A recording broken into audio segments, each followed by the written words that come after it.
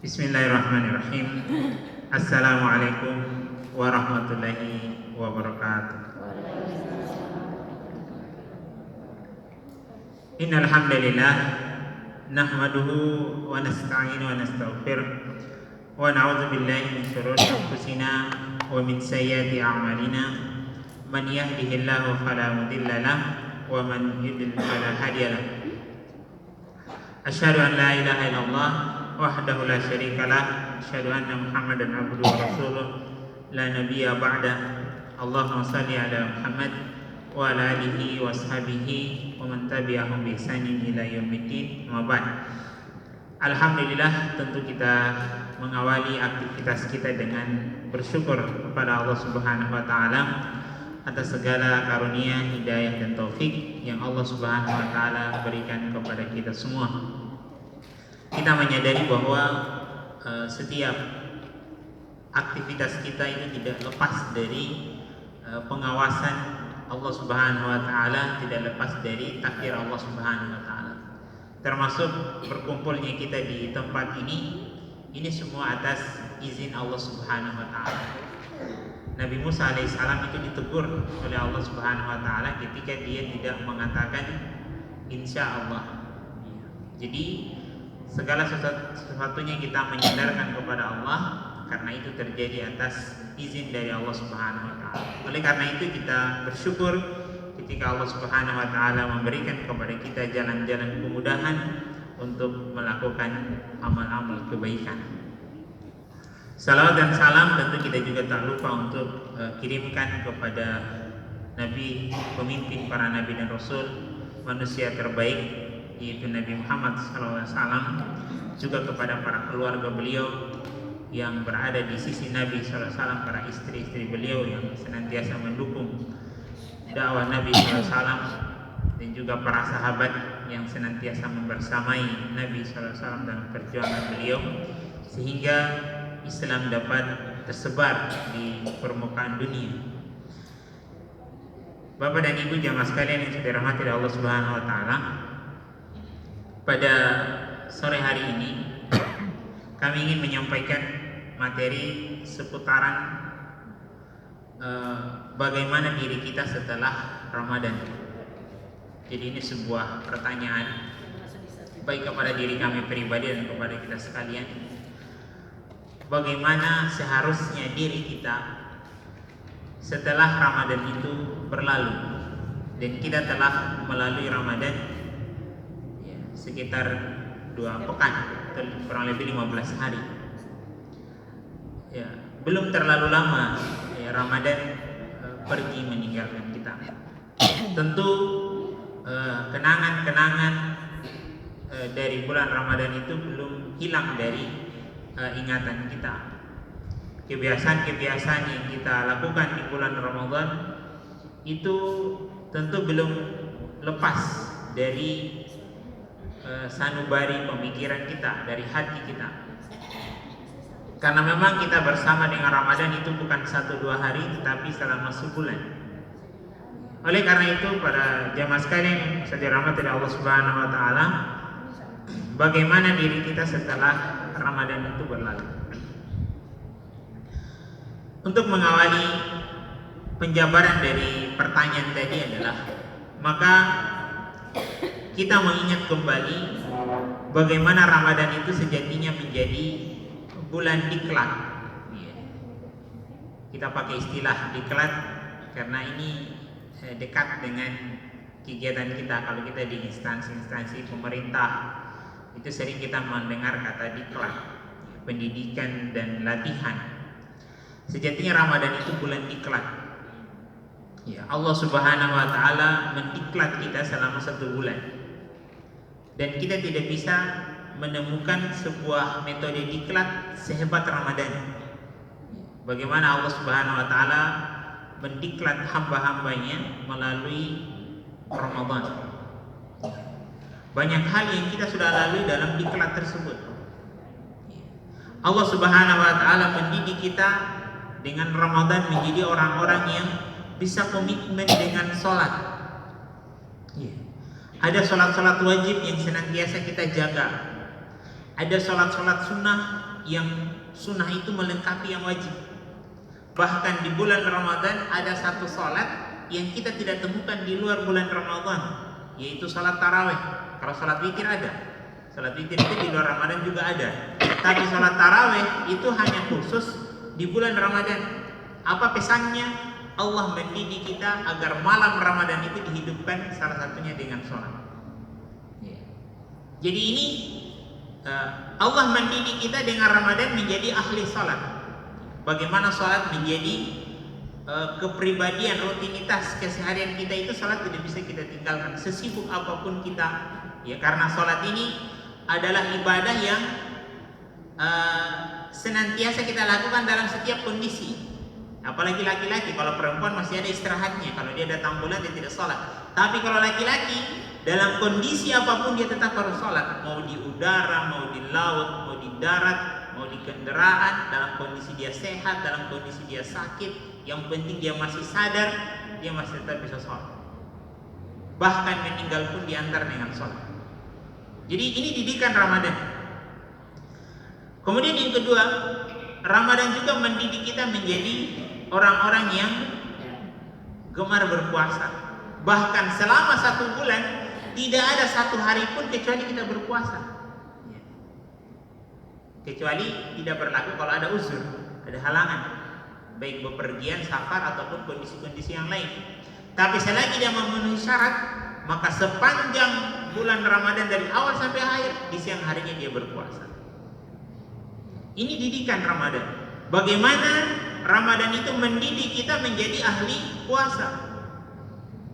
Dan puasa menjadi karakter dari hamba-hamba Allah Subhanahu wa taala. Bahkan Rasulullah SAW menjanjikan dengan puasa itu, jadi kan pintu surga itu ada 8. Salah satu pintu surga itu namanya Babu Royan. Jadi 1 dari 8 pintu surga itu namanya Babu Royan. Babu Royan itu pintu yang secara khusus disiapkan oleh Allah Subhanahu wa taala hanya dimasuki bagi orang-orang yang berpuasa. Orang yang tidak ahli puasa tidak bisa masuk di pintu itu.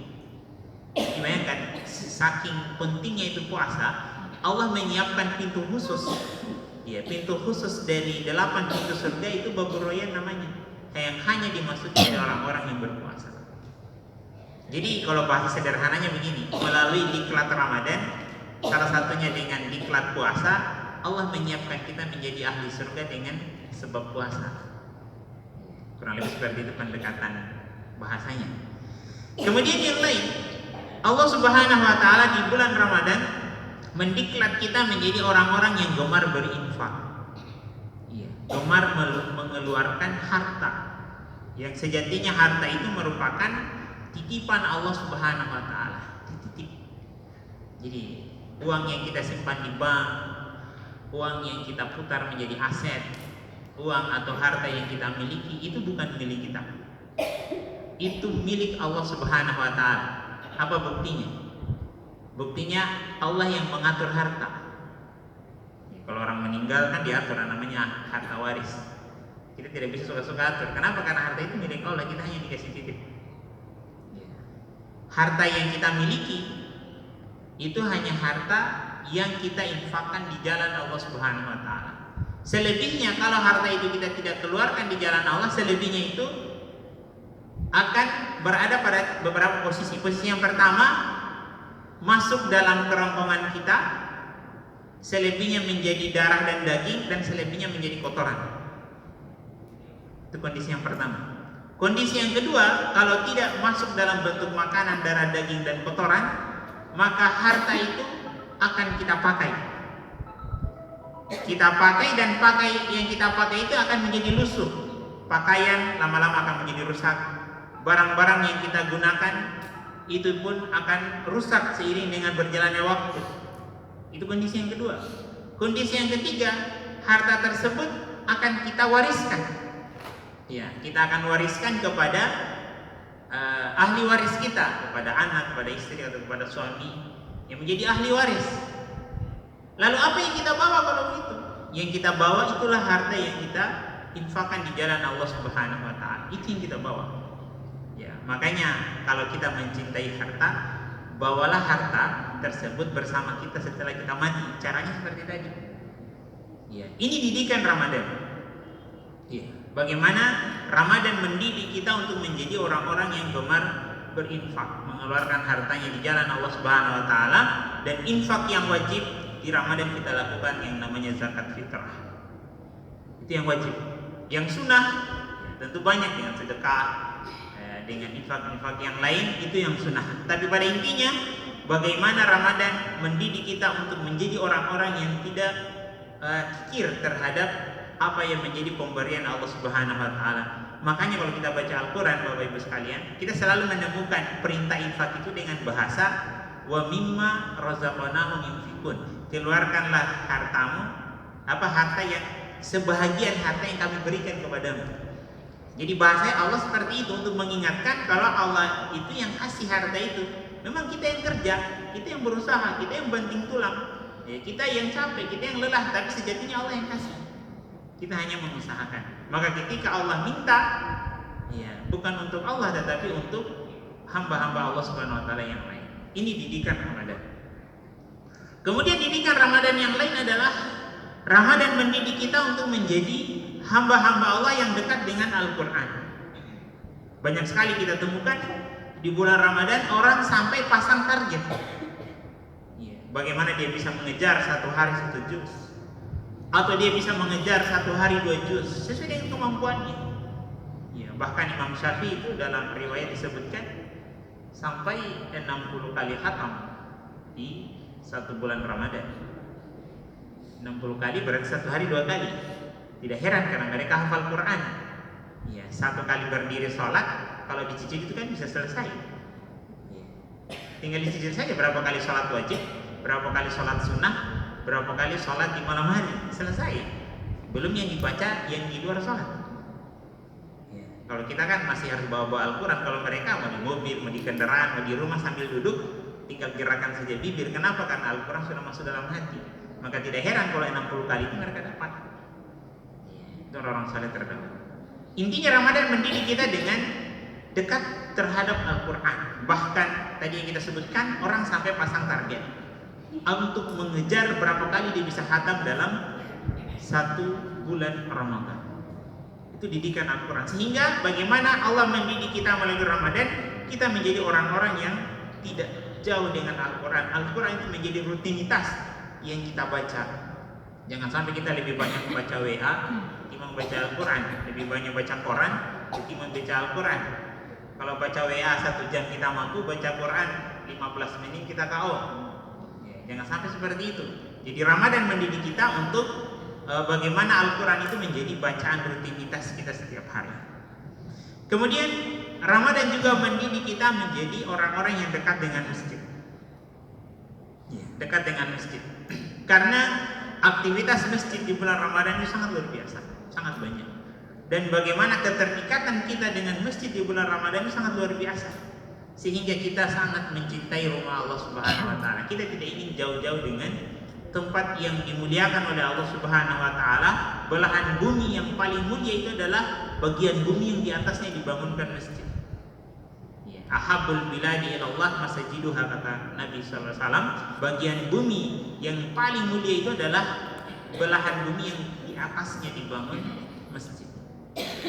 Biarpun juga rawa-rawa, kalau dia berdiri di atasnya masjid itu lebih mulia itu rawa-rawa itu. Yang penting di atasnya berdiri masjid. Kemudian Ramadan juga mendidik kita menjadi orang-orang yang gemar bermajelis ilmu, gemar berkumpul bermajelis ilmu untuk mendengarkan ayat-ayat Allah, mendengarkan hadis-hadis Nabi SAW. Makanya kita disuguhkan ada ceramah ba'da Isya sebelum tarawih, ada ceramah ba'da subuh, ada kegiatan-kegiatan majelis ta'lim. Apa tujuannya? Untuk menjadikan majelis ilmu itu menjadi rutinitas kita, menjadi sesuatu yang kita butuhkan. Dan itu Ramadan mendidik kita demikian. Didikan Ramadan yang lain adalah dengan berzikir kepada Allah Subhanahu wa taala. Bagaimana kita melewatkan hari-hari di bulan Ramadan, di tengah-tengah kita melakukan ibadah puasa dan ibadah-ibadah yang kita sebutkan lain, yang tadi kita juga melakukan ibadah zikir. Mensucikan Allah Subhanahu wa taala, mengagungkan Allah dengan lisan-lisan kita. Itu didikan amal soleh. Hal yang lain, Ramadan juga mendidik kita untuk menjauhi maksiat. Ya, satu sisi Ramadan mendidik kita dengan amal soleh yang tadi kita sebutkan. Di sisi yang lain, Ramadan juga mendidik kita untuk menjauhi dosa dan maksiat. Kenapa? Karena melalui ibadah puasa tidak akan sempurna ibadah puasa seseorang kalau dia tetap melakukan hal-hal yang merusak nilai puasanya. Makanya Nabi SAW mengatakan, "Rubba sha'imin hazihi min siyami al-ju' wal atas." Banyak orang yang berpuasa tapi yang dia dapat dari puasanya hanya lapar dan haus. Kenapa? Karena hal-hal yang merusak nilai dari puasa itu tetap dia lakukan. Maka Ramadan sejatinya mendidik juga manusia, hamba-hamba Allah dari hal-hal dosa dan maksiat.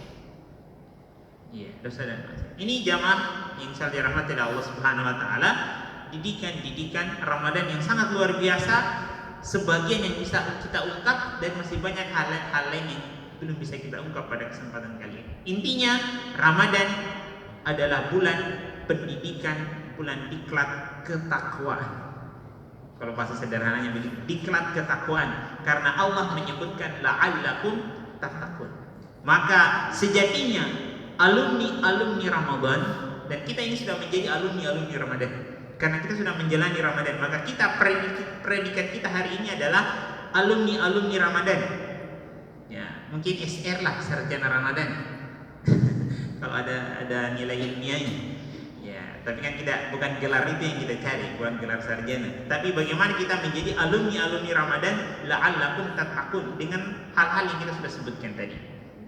Oleh karena itu jamaah sekalian yang dirahmati Allah Subhanahu wa taala, setelah kita merenungi diklat-diklat Ramadan yang kita sudah sebutkan tadi, maka apa yang harus kita lakukan? Bagaimana diri kita setelah Ramadan itu berlalu? Ada dua hal yang bisa kita sebutkan pada kesempatan kali ini. Setelah Ramadan yang berlalu, yang pertama, diri kita setelah Ramadan adalah kita berazam. Kita berazam, azam itu maksudnya tekad yang kuat. Tekad yang kuat untuk apa? Untuk melanjutkan apa yang menjadi rutinitas kebiasaan kita di bulan Ramadan. Harus kita tanamkan azam kita di bulan Syawal ini. Harus ada tekad pada diri kita, tekad yang kuat, tidak setengah-setengah. Azam yang kuat itu kita tancapkan di bulan Syawal ini, agar kebiasaan-kebiasaan saya di bulan Ramadan itu kita lanjutkan di 11 bulan yang akan datang, sampai insya Allah kita bertemu dengan Ramadan kembali. Jadi azam itu yang kita kuatkan. Jadi yang tadi kita sebutkan baca Quran, yang kita sebutkan sholat, yang kita sebutkan puasa, kita sebutkan infak, dekat dengan Al-Quran, dekat dengan masjid, dekat dengan majelis ilmu, jauh dari maksiat, itu menjadi azam kita untuk kita lanjutkan di luar bulan Ramadan. Ya. Allah Subhanahu wa taala berfirman dalam Quran surat Al-Hijr ayat 99, "Wa'bud rabbaka hatta ya'tiyakal yaqin." Sembahlah Allah sampai datangnya al-yaqin. Apa itu al-yaqin? Kematian. Allah menyebutkan atau mendefinisikan kematian dalam ayat ini dengan nama al-yaqin. Diyakini. Kenapa? Orang kafir sekalipun dia tahu suatu saat akan mati. Orang ateis sekalipun yang tidak mengaku Tuhan, ketika ditanya kematian pasti ada atau tidak, maka dia akan mengatakan ada. Karena itu realita yang kita saksikan dan tidak bisa kita pungkiri. Makanya Allah menyebutkan al-yaqin sebagai definisi dari kematian. Allah memerintahkan kita di ayat ini, wa'bud rabbaka hatta ya'tiyakal yaqin. Sembahlah Allah sampai datangnya kematian. Artinya kita pahami ibadah kita tidak boleh berakhir dengan berakhirnya Ramadan. Kan seperti itu. Kenapa kita sebutkan ini? Karena banyak orang setelah Ramadan berlalu kembali seperti kebiasaannya sebelum Ramadan. Hanya ibadahnya di bulan Ramadan saja. Artinya dia gagal menjadi alumni Ramadan. Maka inilah yang disebut orang-orang Ramadhaniyin. Ramadhaniyin itu maksudnya orang yang hanya beribadah kepada Allah musiman Ramadan saja. Setelah Ramadan berlalu, ya sudah, kan namanya juga Ramadhaniyin. Ya selesai ibadahnya. Nanti ibadah lagi di bulan Ramadan tahun depan. Kita tidak ingin seperti itu. Yang kita ingin adalah Rabbaniyin. Kita hamba-hamba Allah yang Rabbaniyin. Rabbaniyin itu adalah hamba-hamba Allah yang senantiasa beribadah kepada Allah, baik di bulan Ramadan maupun di luar bulan Ramadan sampai ajal menjemput kita. Makanya ya, Nabi SAW tentang terkait dengan melanjutkan ini, ya, beliau SAW mengatakan dalam hadis riwayat Muslim dari Aisyah radhiyallahu taala anha, ahabul a'mali ilallah adwamuha wa in qalla. Amalan yang dicintai oleh Allah adalah amalan yang istimroriyah. Apa itu istimroriyah? Yang berkelanjutan walaupun dia sedikit. Itu namanya cerdas dalam beramal. Jadi orang cerdas dalam beramal itu dia berkelanjutan walaupun dia sedikit. Memang kita sadari tidak mungkin kita akan sama dengan Ramadan. Kalau di Ramadan kita pasang target 1 hari 1 juz, itu memang terkondisikan begitu. Untuk menarget diri kita 1 juz 1 hari di luar bulan Ramadan, aduh berat ini. Ya, kita tidak akan mungkin sama frekuensinya, jumlahnya dengan ibadah kita di dalam Ramadan. Tapi dengan melalui hadis ini kita paham yang kita lanjutkan itu adalah kebiasaan dari ibadah tersebut, walaupun secara frekuensi kita tidak akan sama dengan bulan Ramadan. Tidak akan sama. Karena memang Ramadan ini bulan yang khusus, bulan yang dimuliakan oleh Allah. Ya, untuk menyamakan dengan bulan-bulan yang lain itu berat. Tapi yang kita jangka adalah istimroriyahnya, keberlanjutannya. Walaupun kita tidak mampu lagi membaca Al-Quran 1 hari 1 juz, tapi bagaimana setiap hari membaca Al-Quran itu menjadi kebiasaan kita. Walaupun selama di bulan Ramadan semuanya kita puasa setiap hari. Di luar bulan Ramadan kita tidak mungkin bisa puasa. Di bulan Syawal 30 hari, di bulan Zulqa'dah 30 hari atau 29 hari, ini berat. Tapi bagaimana ada puasa-puasa sunnah yang kita lakukan di luar bulan Ramadan sehingga ibadah puasa tetap bisa berlanjut walaupun puasa Ramadan sudah selesai. Kan seperti itu yang kita inginkan. Iya. Dan terkait dengan itu, Nabi SAW mengatakan, ya, karena kita momennya Syawal kita sebutkan ada kaitannya.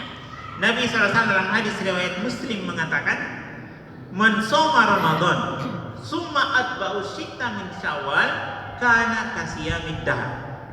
Barang siapa yang berpuasa Ramadan, siapa saja yang puasa Ramadan, summa atba'u syitta min Syawal, kemudian dia lanjutkan dengan puasa 6 hari di bulan Syawal.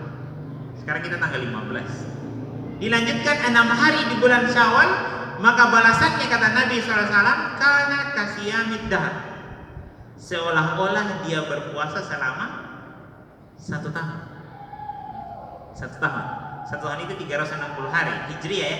Kalau Masehi kan 65 atau 64. Tapi kalau Hijriah itu 360 kurang lebih. Karena bulan Hijriah itu 29 dan 30. Tidak ada 31, tidak ada 28. 360. Jadi kalau kita puasa Ramadan, kemudian kita lanjutkan dengan puasa 6 hari di bulan Syawal, maka ganjarannya seolah-olah kita setiap hari dalam 1 tahun Hijriah itu kita puasa. Kenapa seperti itu? Karena dasarnya satu kebaikan itu dilipat gandakan 10. Ini kalau hitungan matematikanya. Man jaa bil hasanah falahu asyru amsalihha. Kata Allah Subhanahu wa taala dalam Al-Qur'an, siapa yang melakukan satu kebaikan, maka 10 kali lipat semisal dengan kebaikan yang dia lakukan, kata Allah. Maka 30 hari misalnya kita puasa Ramadan, kali 10 itu 300. 6 hari di bulan Syawal kali 10 itu 60. 300 tambah 60 kan 360. Seolah-olah kita puasa 1 tahun. Hitungan matematikanya begitu. Iya, jadi kita lanjutkan walaupun sedikit. Iya, kebiasaan-kebiasaan yang kita sudah sebutkan di awal tadi, kita berazam bertekad agar kita lanjutkan di luar bulan Ramadan, walaupun secara frekuensi tidak sama, secara jumlah tidak sama, tapi secara keberlanjutan itu yang kita jaga walaupun dia sedikit. Kita kalau baca Quran 1 kali duduk 1 juz, bagus. Tapi jangan nanti pekan depan atau 2 pekan depan baru baca Quran lagi. Mendingan setengah halaman tapi rutin setiap hari. Cerdas beramal begitu. Daripada kita langsung bersedekah 1 kali bunyi 1 juta, tapi nanti tahun depan lagi baru 1 juta keluar. Mendingan 10 ribu tapi rutin setiap hari. Mendingan 500 rupiah tapi rutin setiap hari. Daripada 1 kali tapi nanti lama lagi. Itu cerdas dalam beramal. Yang tadi yang kita maksudkan, yang Nabi sebutkan, amalan yang dicintai oleh Allah adalah amalan yang berkelanjutan walaupun sedikit. Ya lebih bagusnya kalau banyak berkelanjutan, itu lebih bagus. Tapi kalau kita tidak mampu, biarlah sedikit-sedikit tapi berkelanjutan. Kemudian yang kedua, yang terakhir, yang kita lakukan setelah Ramadan itu berlalu adalah kita memperbanyak doa. Doa untuk apa? Doa agar kita diterima amalannya oleh Allah Subhanahu wa taala. Doa itu penting. Jadi kita memohon kepada Allah Subhanahu wa taala setelah Ramadan berlalu agar amalan-amalan yang kita lakukan di bulan Ramadan dari hari yang pertama sampai hari yang terakhir itu diterima oleh Allah Subhanahu wa taala. Kenapa kita mohonkan kepada Allah? Karena kita tidak punya sertifikat, kita tidak punya jaminan amalan kita diterima. Tidak ada orang habis sholat, habis baca Quran langsung terlihat di depannya sholat Anda diterima. Nah, kalau kita tahu seperti itu enak, tapi kan kita tidak tahu. Habis berinfak langsung muncul di depan, Anda diterima, ini sertifikatnya. Tidak ada seperti itu. Makanya kita harus merasa khawatir. Jangan sampai pengorbanan kita, lelahnya kita beribadah kepada Allah ternyata dapat zom. Kan rugi. Setiap ibadah itu ada pengorbanan itu. Ada pengorbanan waktu, pengorbanan tenaga, pengorbanan jiwa, pengorbanan materi. Setiap ibadah yang kita lakukan, ketika dia zom, maka ini sebuah kerugian. Maka kita mohon kepada Allah Subhanahu wa taala agar ibadah puasa, ibadah sholat, ibadah baca Quran kita, ibadah sedekah, ibadah sholat malam, sholat wajib dan yang lainnya itu diterima oleh Allah Subhanahu wa taala. Itu yang kita mohonkan kepada Allah. Pelajaran dari kisah Nabi Ibrahim alaihissalam dan Ismail yang Allah sebutkan dalam Quran surat Al-Baqarah ayat 127. Kisah yang disebutkan ini tentang kisah Nabi Ibrahim dan Ismail itu membangun Ka'bah. Jadi yang bangun Ka'bah itu dua orang, Nabi Ibrahim dan anaknya, putranya yaitu Ismail. Jadi dua manusia yang membangun Ka'bah itu adalah Ibrahim dan Ismail. Jadi ketika Ibrahim dan Ismail mereka membangun Ka'bah, membangun Ka'bah ini jangan sekalian bukan ibadah yang kecil, ini ibadah yang besar. Karena yang dibangun adalah rumah Allah Subhanahu wa taala. Maka ketika mereka kata Allah Subhanahu wa taala yang Allah kisahkan dalam surat Al-Baqarah 127. Wa iz yarfa'u Ibrahimul qawa'ida minal bait wa Ismail. Dan ingatlah kata Allah ketika Ibrahim dan putranya Ismail meninggikan batu bata Ka'bah. Jadi kalau bahasa kita sementara proses pembangunan. Jadi mereka ini Ibrahim dan Ismail ini gotong royong dalam kebaikan bangun Ka'bah. Jadi ketika mereka menyusun itu batu bata Ka'bah, bangunan Ka'bah itu dinding Ka'bah mereka susun. Mereka kata Allah Subhanahu wa taala mereka berdoa. Dikala itu mereka berdoa. Jadi sementara proses membangun Ka'bah itu Ibrahim dan Ismail itu berdoa kepada Allah. Apa doanya? Lanjutan ayatnya. Rabbana taqabbal minna. Ya Allah, terimalah ibadah kami ini. Itu doanya Ibrahim dan Ismail ketika mereka membangun Ka'bah. Sementara proses pembangunan mereka ucapkan doa itu, Rabbana taqabbal minna innaka antas samiul alim. Ya Allah, terimalah amal ibadah kami ini membangun rumah-Mu karena Engkau Maha Samiun Alim, Maha mendengar dan Maha mengetahui. Itu yang mereka minta. Karena Ibrahim dan Ismail paham ketika ibadah mereka membangun Ka'bah ditolak oleh Allah Subhanahu wa taala, tidak diterima, ruginya besar. Berapa orang yang ibadah di Masjidil Haram dari sejak Nabi Ibrahim, sejak bangunan Ka'bah itu dibangun sampai hari kiamat. Berapa orang yang tawaf, berapa orang yang haji dan umrah, berapa orang yang sholat di Masjidil Haram. Yang dalam hadis disebutkan satu kali sholat di Masjidil Haram 100.000 kali sholat di masjid yang lain baru bisa sama. Jadi kalau seseorang sholat di Masjidil Haram nanti 100.000 kali sholat di Awaludin baru bisa sama. Seumur hidup kita tidak bisa sampai, walaupun kita dikasih umur mungkin 100 tahun tidak akan sampai. Kalau Masjid Nabawi 10.000, Masjid Al-Aqsa 1.000, dalam hadis begitu disebutkan. Jadi ibadah-ibadah yang besar tersebut Ketika ibadah mereka membangun Ka'bah itu ditolak, kan ini zon yang sangat luar biasa ruginya. Makanya Ibrahim dan Ismail berdoa agar ibadah mereka membangun Ka'bah diterima oleh Allah Subhanahu wa taala sehingga pengorbanan mereka tidak sia-sia. Pelajarannya adalah kita bukan nabi dan rasul. Kita juga bukan sahabat. Kita juga bukan ulama. Maka kekhawatiran kita harus jauh lebih besar, jangan sampai ibadah kita ditolak oleh Allah Subhanahu wa taala. Kalau Khalilullah saja Nabi Ibrahim itu manusia terbaik kedua. Kan yang terbaik pertama itu Nabi Muhammad. Terbaik kedua itu Nabi Ibrahim yang Allah sebutkan Khalilullah, kekasihnya Allah. Kemudian setelah itu ulul azmi, Nabi Nuh, Nabi Musa, Nabi Ibrahim, Nabi Isa dan Nabi Muhammad yang masuk ulul azmi. Jadi Nabi Ibrahim manusia terbaik kedua itu khawatir jangan sampai ibadahnya ditolak oleh Allah Subhanahu wa taala. Maka inilah yang kita lakukan setelah Ramadan berlalu, kita berdoa kepada Allah Subhanahu wa taala agar ibadah-ibadah yang kita lakukan di bulan Ramadan, bulan yang mulia, bulan yang di dalamnya amal kebaikan dilipat gandakan oleh Allah Subhanahu wa taala, bulan yang di dalamnya terdapat Lailatul Qadar yang nilainya 83 tahun lebih, itu diterima oleh Allah Subhanahu wa taala. Bayangkan saja jamaah sekalian, sekiranya misalnya Allah menolak kita ibadah kita di Lailatul Qadar, ruginya itu berapa? Misalnya kita baca Quran, ternyata zon malam itu Lailatul Qadar, kita rugi 83 tahun lebih. Kita sholat, ternyata di malam itu Lailatul Qadar, 83 tahun yang seharusnya kita diganjar, ternyata dia zon, kita tidak dapat apa-apa. Ini kan rugi besar. Makanya doa meminta kepada Allah agar ibadah itu terima sangat penting. Kita belajar dari kisah Ibrahim dan Ismail tadi yang Allah sebutkan dalam Al-Quran. Saya kira ini yang bisa kita sampaikan. Semoga bermanfaat bagi kami yang berbicara dan kepada kita sekalian yang mendengarkan. Hadanallahu ajma'in. Subhanakallah bihamdik, asyhadu an la ilaha illa anta, astaghfiruka wa atubu ilaik. Wa akhiru da'wana alhamdulillahi alamin. Wassalamualaikum warahmatullahi wabarakatuh. Waalaikumsalam warahmatullahi wabarakatuh. Bapak Ibu anggota arisan yang saya hormati, beberapa kesimpulan ceramah yang kita dengarkan ini bahwa kebiasaan di bulan Ramadan itu malah kita bawa ke bulan setelah sebulan ke depan. Ada satu hal relevan ini, misalnya sedekah. Coba Ibu, artinya bukan saya hanya suruh.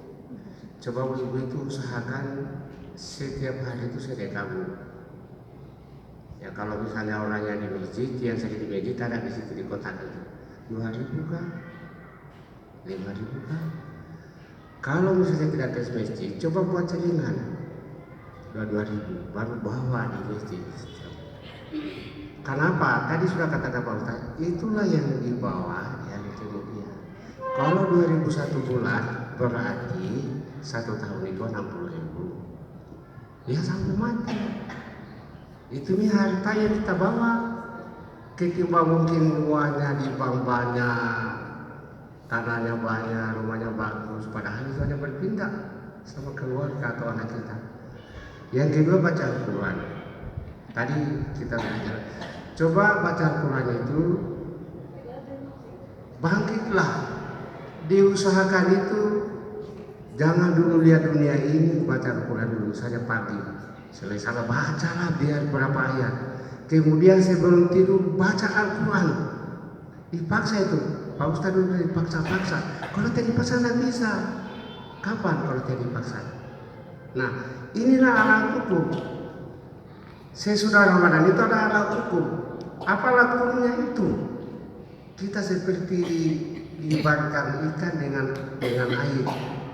Ikan itu tidak bisa berpisah dengan air. Tidak bisa dia gelisah. Sama juga kita sedekah, sama juga kita mengaji, sama juga kita salat sunat yang lain. Jadi kalau Bapak Ibu tidak bangkit hari ini, kita tidak paksa hari ini, kapan? Kapan? Besok, dalam itu besok katanya. Kapan? Itu Pak Ustaz bilang tadi. Uang di bank banyak, tanah banyak, rumah banyak, tapi itu nanti akan berpindah. Tapi coba kalau tadi 60.000 satu bulan. Taruh lagi celengan-celengan mungkin.